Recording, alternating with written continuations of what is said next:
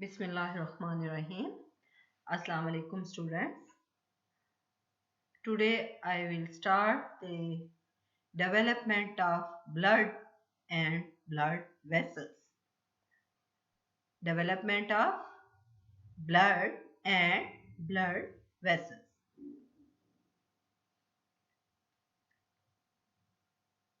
As you know already, the blood vessels and blood cells arise from the mesoderm.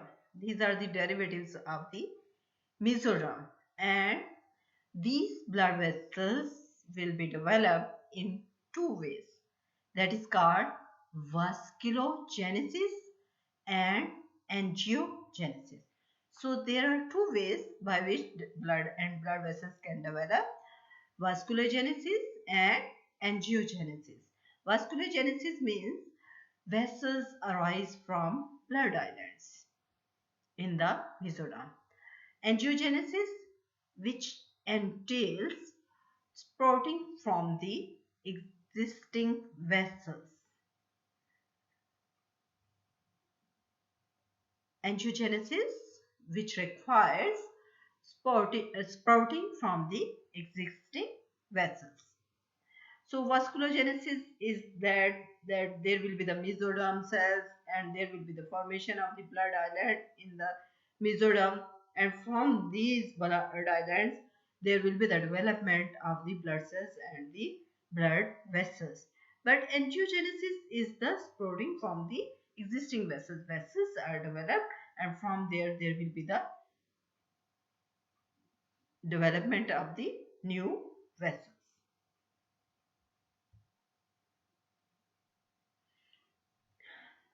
Now come to the how blood islands develop.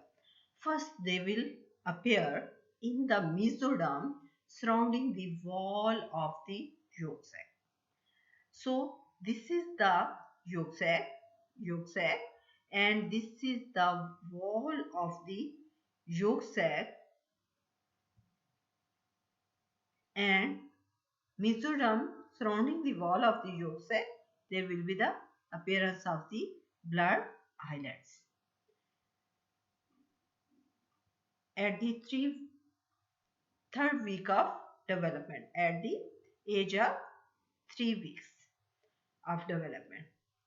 Slightly later, the blood islands will appear in the lateral plate mesoderm, and then other regions you can see uh, here in the trophoblast too,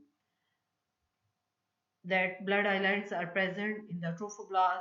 So the sequence of events is that first they will appear in the mesoderm surrounding the yolk sac. Then second they will appear in the lateral plate mesoderm, and then in all other regions where the vessels have to be developed.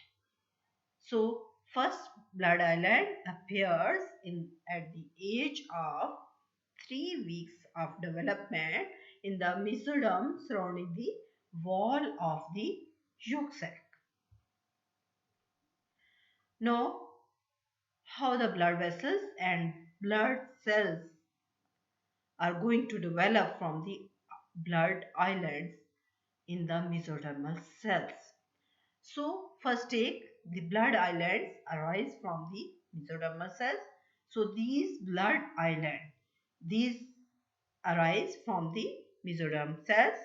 It is already told you, and these blood islands will be induced by fibroblast growth factor 2. These blood islands will be induced by the fibroblast growth factor to produce hemangioblasts. Hemangioblasts. So, first step is blood islands arise from mesodermal cells. These blood islands are induced by the fibroblast growth factor to form the hemangioblast. Hemangioblast.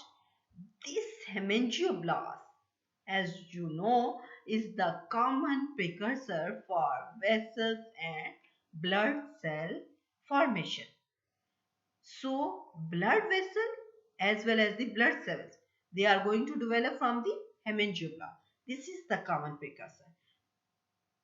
So here there will be the development of the blood vessels, and here you can see the blood cell. Common precursor is the hemangioblast. After that, when hemangioblasts are formed in the mesodermal cells, there will be the formation of the angioblast at the periphery. Peripheral area, it is occupied by the angioblast. Angioblast will develop into angioblast. Angioblast will form the endothelial cells. These endothelial cells will join each other to form the blood vessels, and it is induced by the vascular endothelial growth factor. So this vascular endothelial growth factor will induce the angioblast to form the endothelial cell, and then will induce the endothelial cells to join each other to form the blood vessels. Clear? So angioblasts are present at the periphery. So as we want to form a circular tube. So which hemangioblasts are present in the center? They will form the hematopoietic stem cells, and these hematopoietic stem cells, so they will form all types of blood cells. So I will repeat it, that blood islands will be formed in the mesoderm. They will form hemangioblasts. Hemangioblasts at the periphery will be the form angioblasts to form the blood vessels, and the hemangioblasts in the center will form the hematopoietic stem cells to develop into the all types of the blood cells.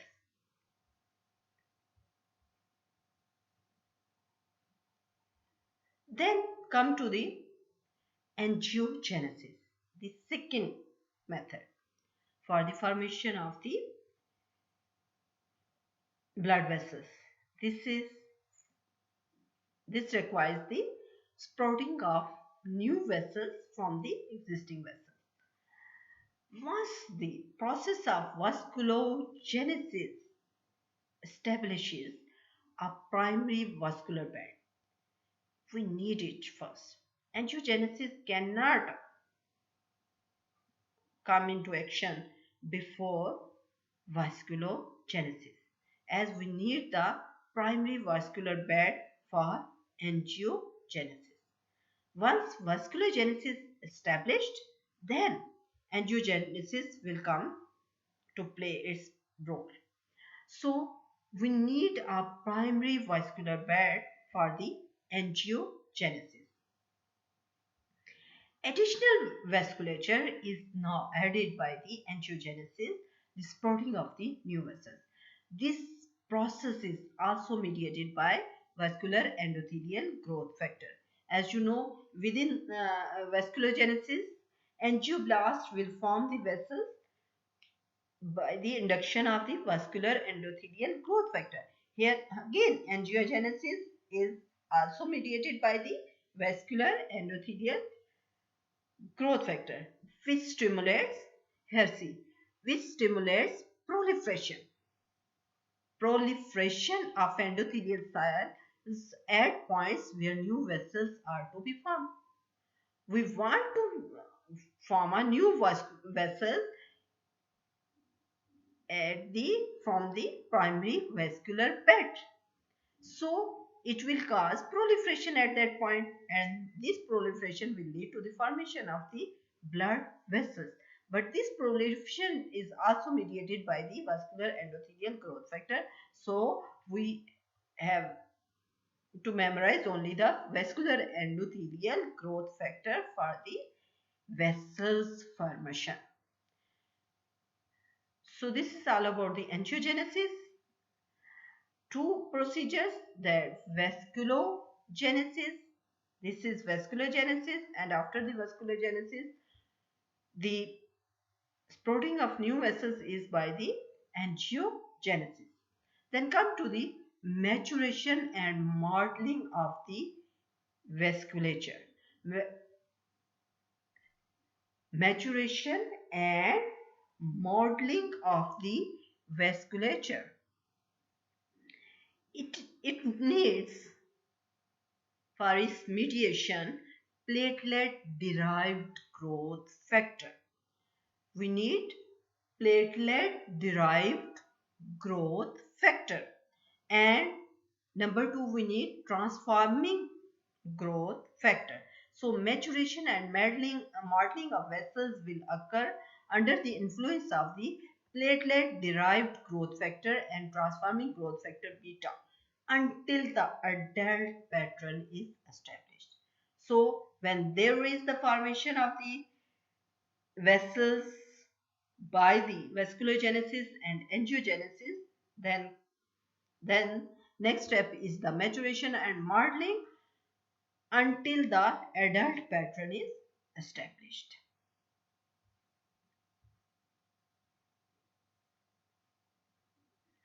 So main points: first, blood cells arise in the blood islands of the yolk sac. Blood cells, I am talking about the blood cells, not the blood vessels. We have completed the blood vessels. So first, blood cells arise in the blood island of the yolk sac. Here you can see hematopoietic stem cells in the center. These hematopoietic stem cells are derived from the hemangioblast. Then they will form all types of the blood cells. So these first blood cells will arise in the blood islands of the yolk sac. Number 2, the definitive hematopoietic stem cells arise from mesoderm surrounding the aorta in a site called the aorta gonad mesonephros region or AGM. These cells will colonize the liver. Definitive hematopoietic stem cells arise from mesoderm surrounding the aorta in a site called the aorta gonad mesonephros region AGM. These cells will colonize the liver, which becomes the major hematopoietic organ of the fetus. Then later stem cells from the liver will colonize the bone marrow, the definitive blood forming tissue. So coming to the first blood cells, they will arise in the yolk sac. It is temporary. The number 2 is the definitive hematopoietic stem cells, which will arise in the mesoderm surrounding the aorta in a site called the AGM. These cells will colonize the liver, which becomes the major hematopoietic organ of the fetus. Then stem cells from the liver will colonize the bone marrow, the definitive blood forming tissue in adults. So this is all about the development of the blood cells and blood vessels. Now today 31, 32, 33, 34, 35, 36, 37, 38, 39 and 40 roll number will make the assignment of this lecture. Thank you. Allah Hafiz.